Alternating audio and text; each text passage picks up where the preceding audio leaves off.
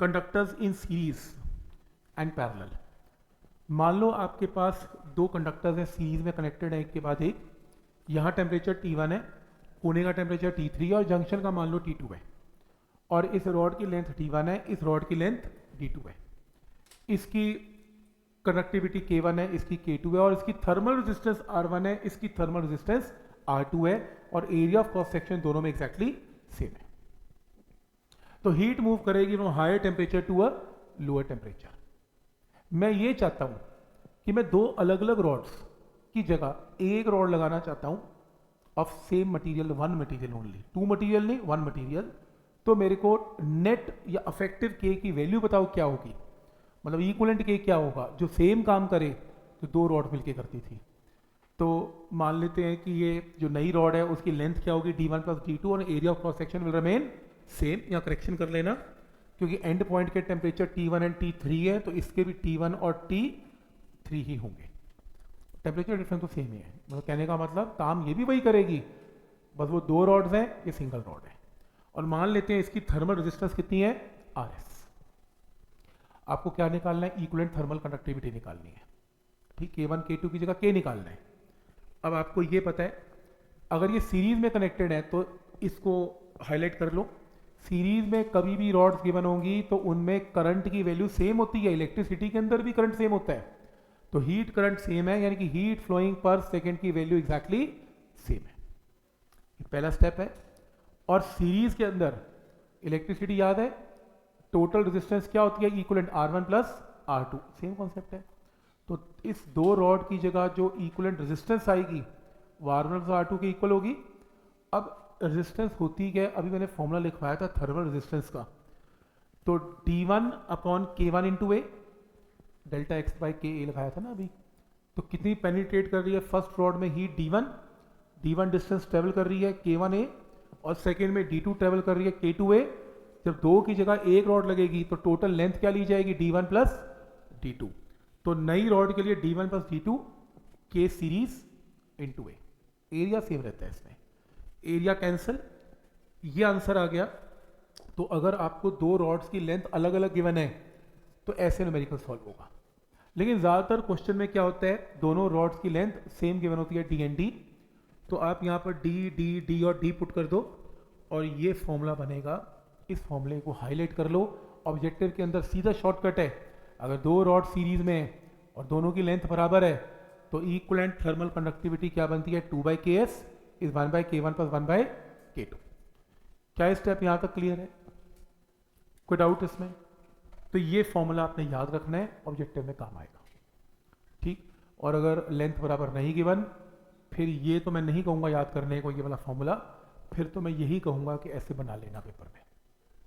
मेरे से पूछोगे, मेरे को कुछ याद नहीं, मेरे को पूछोगे मैं तो ये बनाऊंगा, बैठ के बनाऊंगा तो आंसर भी निकाल लूंगा, इतना ही यार बोझ डालूंगा दिमाग पे।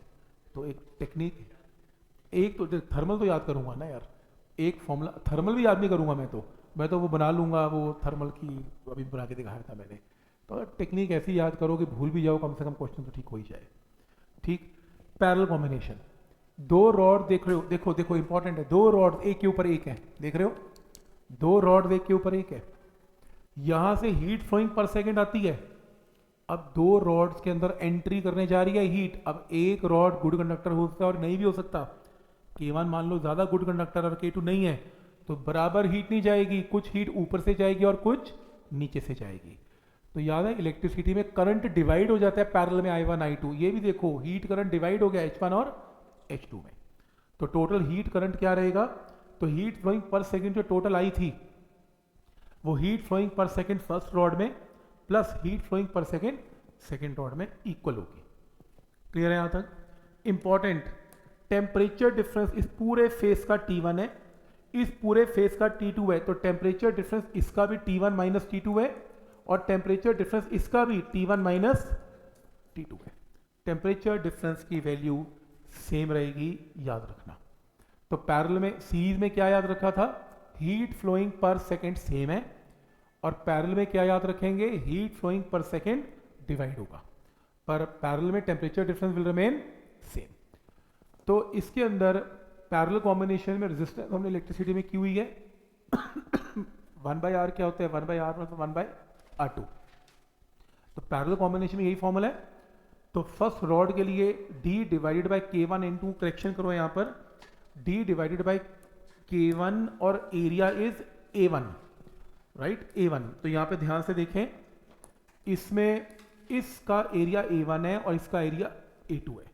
ये जरूरी नहीं है कि दो रॉड अगर पैरेलल में है तो एरिया भी बराबर होगा। एक मोटी रॉड हो सकती है क्रॉस सेक्शन में और एक छोटी भी हो सकती है, पतली भी हो सकती है।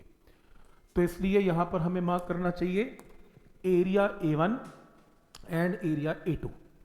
लेकिन रॉड की लेंथ एक के नीचे एक एग्जैक्टली सेम है, और लेंथ हमेशा सेम होती है डी एन टी। सीरीज में लेंथ सेम नहीं होती, d1 प्लस d2 हो जाती है, डबल हो जाती है। और इसके अंदर लेंथ सेम रहती है, टेम्परेचर डिफरेंस भी सेम रहता है, पर एरिया सेम नहीं रहता। सीरीज में एरिया भी सेम रहता है। तो यहाँ पर a1 a2 पुट कर लें तो आपके पास रेसिप्रोकल लेके ये आंसर आएगा। ये पहला फॉर्मूला उन क्वेश्चंस के लिए जिसमें एरिया अनइक्वल गिवन हो। तो तुम ये फॉर्मूला मत याद करना, मेरे हिसाब से तुम ये टेक्निक याद करना और थर्मल रेजिस्टेंस याद करना। अगर पैरेलल कॉम्बिनेशन है तो ये बना लेना अपने आप। पर ज़्यादातर क्वेश्चन में एरिया बराबर गिवन होता है, और अगर बराबर गिवन है तो area area area area put करके ये आंसर आएगा k1 प्लस k2/2। आपको ऑब्जेक्टिव में सीधा मार्क करने को आएगा। अगर दो रॉड पैरेलल में है और एरिया बराबर है तो मार्क कर दो, तो k1 प्लस k2/2। ये तो स्पेशल केस है ना, आ गया तो मार्क करेंगे, ना आया फिर। तो मेरे हिसाब से आपको ये वाला टेक्निक ज़्यादा याद करनी चाहिए। तो थर्मल रेजिस्टेंस का फॉर्मूला याद रखो और पैरेलल कॉम्बिनेशन पुट कर दो, अपने पास आंसर आएगा। पॉइंट क्लियर है यहाँ तक? तो कोई याद करने की जरूरत नहीं पड़ेगी, तो ऐसे ही आंसर इसका कन्वर्ट हो जाएगा।